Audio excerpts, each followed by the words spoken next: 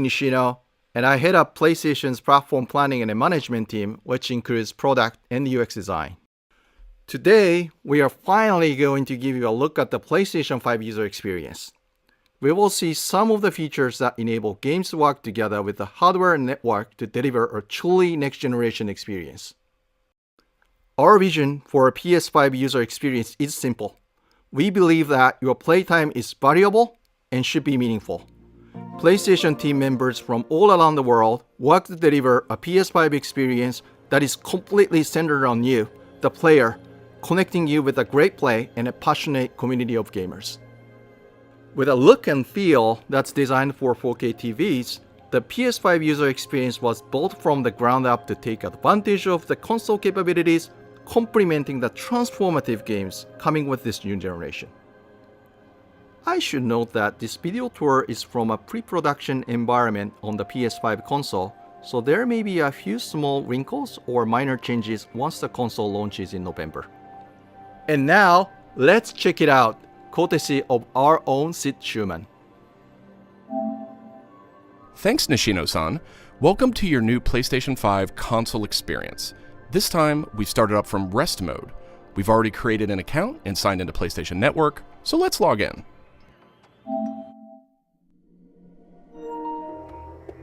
In this case, I've resumed right where I left off in Sackboy: A Big Adventure, and here we're looking at PlayStation 5's Control Center. From here, it's one click and we're right back into the game, but let's take a moment and look around. The Control Center is always one tap of the PlayStation button away. It provides immediate access to almost everything you need from the system without leaving the game. This includes things like seeing who is online, checking the status of a download, managing your controller, power, and more.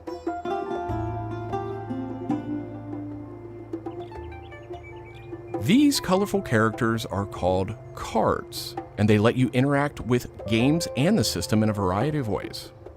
First, as we've just resumed, the Control Center is showing a special card that allows me to get up to date on recent stories posted by publishers for games I am following.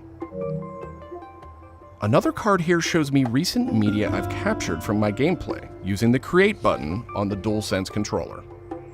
Let's check out one of the most powerful new features of the PS5 console. They're actually just to the right in this row, and we call them activities. Activities are part of the plan to remove barriers to gameplay. Let's get an example of one way they're used in Sackboy: A Big Adventure. With a tap of the PlayStation button, I'm back to playing the game. Sackboy: A Big Adventure is packed with things to discover, and each level represents one type of activity I can play, many of which I can go back to later to discover more. I tap the PlayStation button to bring up the Control Center again. I can see a number of available activities, both active and suggested by the system. Let's take this first one, A Big Adventure, as an example. I can see that I haven't quite completed this level yet. I'm at 33%. Let's open it up and see more. Here I can see more information, including key objectives I haven't met. And I'm seeing a very important piece of information here. It says about 10 minutes left. This is PlayStation 5's personalized playtime estimate, giving me an idea how long it will take me to complete this activity. Some activities even let you jump directly to that place in the game.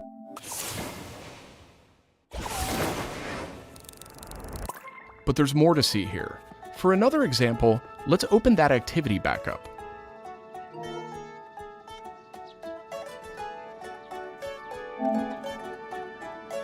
It looks like I missed an objective to find the monk robe's costume piece. Looks like I need a little help. Some in-game activities, like this one, offer official game help. Game help is included as a benefit for active PlayStation Plus members in some PS5 games. In this case, I can open up that objective to get some hints without resorting to a web search or digging through long videos or articles that might contain spoilers. This particular hint is a video, and I can play it here in the card, and I can expand it to get a bigger view without leaving the game. Sometimes it's really useful to be able to see the hint on screen while you play. Some cards can be put in a picture-in-picture mode, or as shown here, a side-by-side view. Super cool. And if you pin a card, you can access it via the Control Center at any time. Now let's go find those rascally monk robes. Thanks, Game Help. The team at PlayStation wanted to make it really easy to chat with your friends on the PlayStation 5 console, so let's check out how it works. Here, I'm opening an interactive notification with a tap of the PlayStation button, and I've decided to join the voice chat that my friend just entered. Now, my friend could have done this on the PlayStation app for mobile devices, from a PS4, or in this case, from a PS5. The DualSense controller features an integrated microphone too, so I could start talking right away. But I always have the ability to hit the mute button on the controller or in the menus.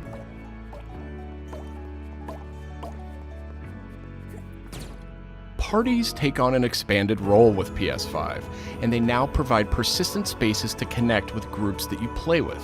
Here I have a couple of friends chatting away in the party. One of them has started sharing their screen with the group.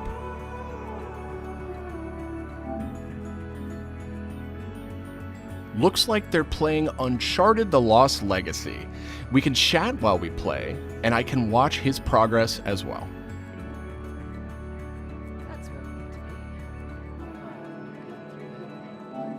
This is another card that could be put in picture-in-picture mode, or pinned to the side while you play.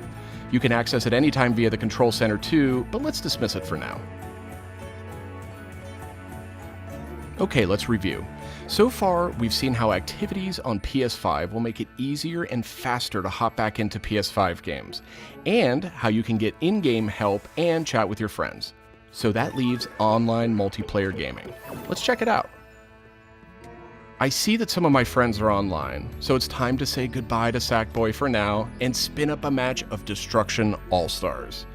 One of my friends in the party has already started a match, and we can join them from this card in Control Center.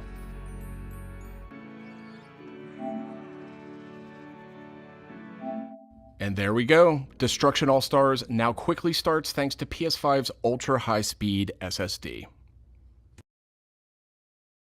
Okay, I think we've got enough people on our party, so let's jump in.